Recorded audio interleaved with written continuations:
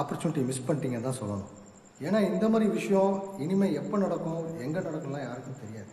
இறுதியாக all science 96 batch சார்பாக நம்ம எல்லாருக்கும் பிரியமான ஜானுவை சில வார்த்தைகள் சொல்ல மேடைக்கு அன்புடன் அழைக்கின்றேன். எங்கள் தங்கம், அன்பில் சிங்கம், சிங்கப்பூர் சிங்காரி, தஞ்சையின் தலையாட்ட பொம்மை நீ. உன் பாட்டுக்கு நாங்கள் அடிமை. நீ நடந்தால் தேரோட்டம், பேசினால் கவியரங்கம்.